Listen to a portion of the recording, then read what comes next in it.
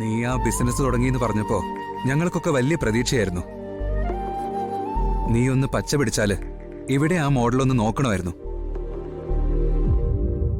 പിന്നാലെ വരാതിരുന്നത് നന്നായിടാ, ഇല്ലെങ്കിൽ എന്നെ പോലെ പടുകുഴിയിൽ വീണേനെ.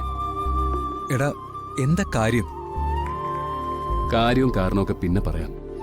ഞാനിപ്പോ വലിയ വിഷമത്തില്. കൂടെ പണിയെടുത്ത ആളുകൾക്ക് ഓണത്തിന് മുമ്പ് അവരുടെ കൂലി കൊടുക്കണം.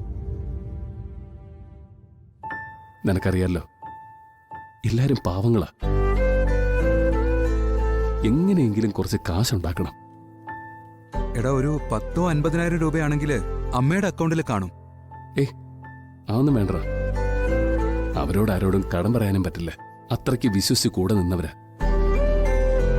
കൈമലർത്തിയാൽ അവര് തല്ലാനും കൊല്ലാനൊന്നും വരില്ലായിരിക്കും. പക്ഷെ പാവങ്ങൾ ചിലപ്പോ തിരുവോണത്തിന്റെ അന്ന് പട്ടിണിയിലായി പോവും.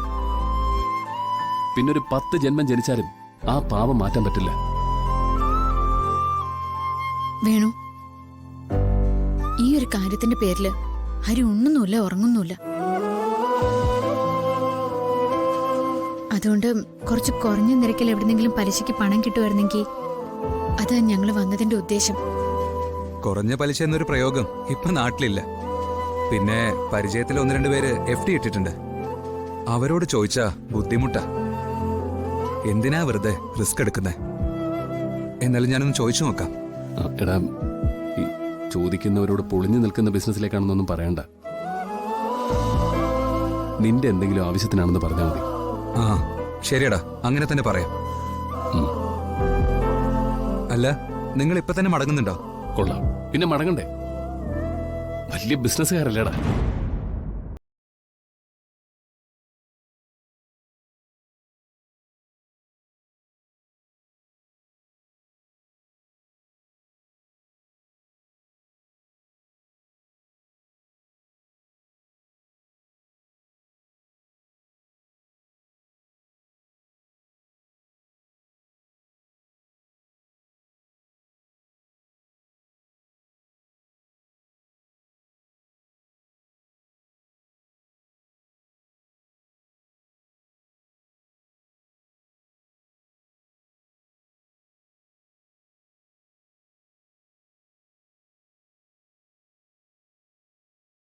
പക്ഷേ ആളുകൾക്ക് അതൊക്കെ മറക്കാൻ കുറച്ച് സമയം മതിയല്ലോ.